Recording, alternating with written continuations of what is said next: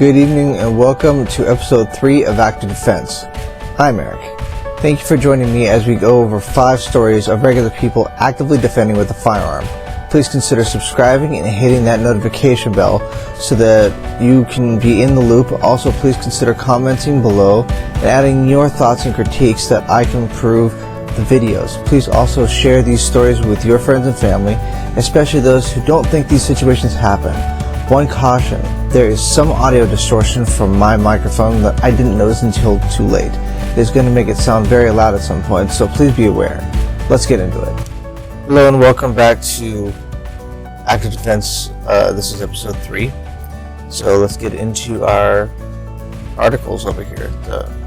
A woman waves gun in road rage incident and man fires back in self-defense. Tuscaloosa, Alabama. Tuscaloosa police arrested a woman, this was back in May of this year, Thursday afternoon, after a road rage incident led to a shooting in a parking lot. According to witnesses, Kayla Figures pulled into a parking lot and confronted a man and his girlfriend, believing that they had cut her off in traffic. Figures reportedly pointed a gun at the man and he fired a weapon in return, hitting her vehicle. A Tuscaloosa police officer was in the parking lot at the time and heard the shots. The officer confronted the man and took him into custody.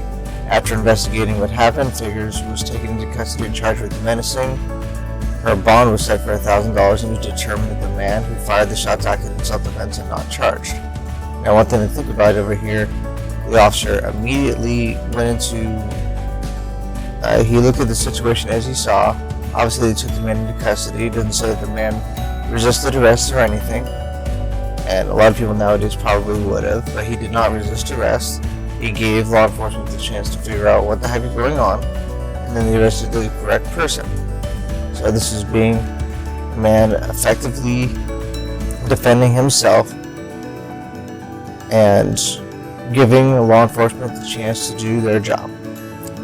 So this is just one more example as to why a good guy with a gun is one who also follows the law and gives law enforcement the chance to do their job. Okay, now let's go on to the next one, which is a video. In the eyes of the prosecutor, what a local woman did was protect a conservation officer and maybe save his life. But she also fired a shot that killed a man, and that man's family is now suing her. Local 12's Angela Ingram is here with the story. Angela? Tammy Kirsty Janin shot and killed Justin Holland. She's not facing any criminal charges, but she is facing a battle in civil court.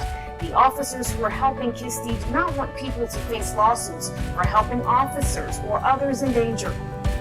With one shot, many lives were changed, and 25-year-old Justin Holland died after Kirsty Janin fired a single round. Indiana State Police investigated. They cleared her. It's cleared in the report. It's ran through the prosecutor's office, and all of the declined charges. Last February, Holland was fighting with an off-duty conservation officer on the side of State Route 56 in Ohio County. The officer was responding to a report of a suspicious person. ISP says Holland was reaching for the officer's gun when Janin, who lives nearby, ran to help. All the time you're going to have civilians in the presence of officers, and sometimes we need help. We're only human too. And some people think that we've got superpowers. It's just not true. Sergeant William Halbig is a firearms instructor. On the rifle qualification, you will need your duty belt on. He doesn't know Kirsty, but decided to help when he heard she's now facing a lawsuit. It's a little bit infuriating, Holland's family is suing Kirsty, Officer Michael Powell, and the Indiana Department of Natural Resources. Some of the claims are wrongful death, negligence, and battery. Halbig says the officer's legal fees are covered by his department and the FOP Legal Defense Fund. Kirsty's supporters do not want the Holland family attacked for the lawsuit, but they do want to protect a woman that they see as a good Samaritan. If she loses, that would definitely kind of set the precedence that, hey, I can't get involved in this. I'm likely to get sued if something happens. And an autopsy showed numerous drugs in Holland's system. We did reach out to the Holland family and their lawyer. They did not respond. Kimmy, back to you. All right, Angela, thank you. Next story. Over here with Fox News, they're reporting it. Arizona homeowner fatally shoots 2 intruders. Police detained in connection to the shooting gave consistent stories of self-defense, police said. Phoenix, Arizona, a homeowner shot and killed 2 men who were attempting to break into the home Saturday morning, police said, according to reports. When police arrived before 8 a.m. in response to several 911 calls, officers found 2 alleged intruders on the ground in front of the home. Witnesses told the officers that the shooter was inside the home next to where the men were lying. Sergeant Philip Krinsky, Fox 10 Phoenix. The officers were able to successfully carry the men to waiting paramedics. The officers were able to communicate with the 3 occupants of the home, and they were detained successfully.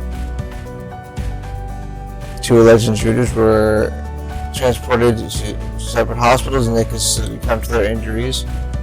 The men believed to be in their 20s that have not yet been identified. Krinsky explained that people detained in connection to the shooting gave consistent stories of self-defense during the investigation of the incident. In consultation with the Maricopa County Attorney's Office, the suspects were released and charges will be submitted for review, which is a standard practice.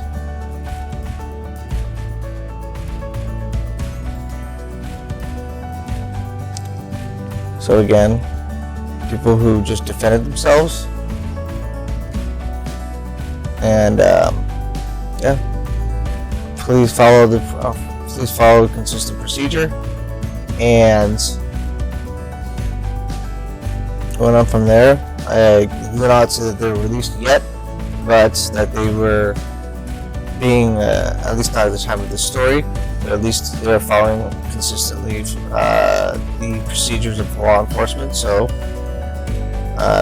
they were obviously going through self-defense and using a gun appropriately. Okay, next story. Deadly shooting in Nashville convenience store investigated as self-defense. Now, this was on June 25th, so as of the recording of this video, it's only 2 days ago.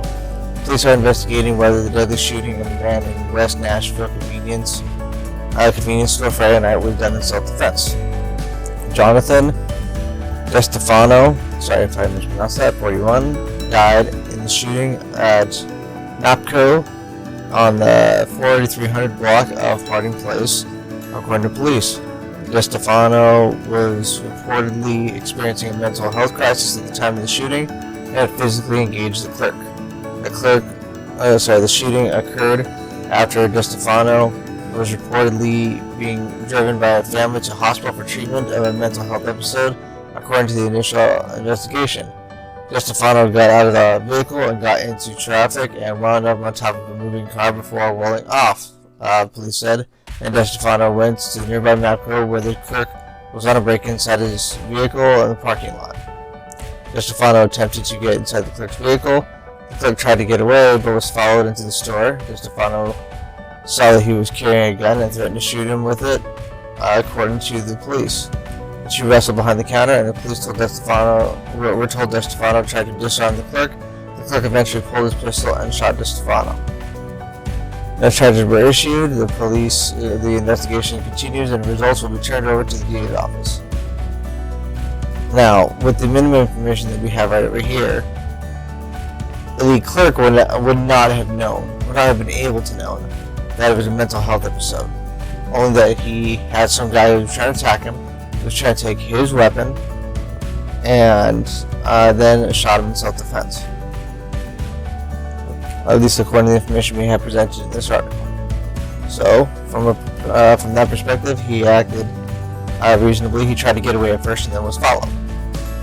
So, good on him for that, for at least trying to get away, for trying to defend himself, especially when he has an assailant who's trying to take his weapon. Even police are trained that if someone tries to take your weapon, you fire, you do what you can to stop the threat. So, okay, next story. Box 26. Employee shoots and kills suspect during attempted robbery in Southwest Houston. Those by police. Now, Houston. Officials are now investigating and following an afternoon shooting in Southwest Houston on Tuesday afternoon. This is dated for June 21st, so again, about 6 days ago. Police said the shooting occurred at Carter's Country in the 11th Avenue 800 block of South Hillcrest around 3 p.m. Police said the suspect went into Suit Mart store and attempted to shoplift some jeans. Shortly thereafter, the police said that the suspect walked into Carter's Country, walked behind the register, and stole money out of the register. At that point, police said that an employee of the store confronted the suspect, fired 2 times, and struck the suspect, causing him to run out and collapse in the parking lot. The suspect was taken to the hospital in critical condition. Sorry if I'm mumbling, I'm trying to stop doing that. The suspect was taken to the hospital in critical condition, but was pronounced dead at the hospital. Police added that during the attempted robbery at Carter's Country, they recovered a bladed weapon on the suspect. Authorities said that the people involved in the incident have been interviewed. The case will be sent to the Harris County District Attorney's Office and will be presented to a grand jury to determine if any charges will be filed against the employee. Now, it doesn't say whether or not the suspect was brandishing the bladed weapon or that it hadn't, but from his perspective, it was a self-defense. From what we're seeing right over here, he shot with nothing else to defend the business, but I mean, for all we know, given what he had with him, he could have been brandishing the weapon. We'll find out later, but someone who's actively defending, not going out of their way to murder somebody, but responding to a crime in progress, responding to possibly their own life being on the line. So, I'll see how this happens, considering the fact of how soon ago this was. But there you go, someone who's actively defending and seems to be somewhat responsible. Okay, we have those 5 stories. If you want more, please comment. Please go down in the comments. If you want less and more time, please say them down below. Put down any comments you like, so that I can improve these, and just give me your opinions on these stories. And I look forward to reading them and seeing what you think. Okay, God bless.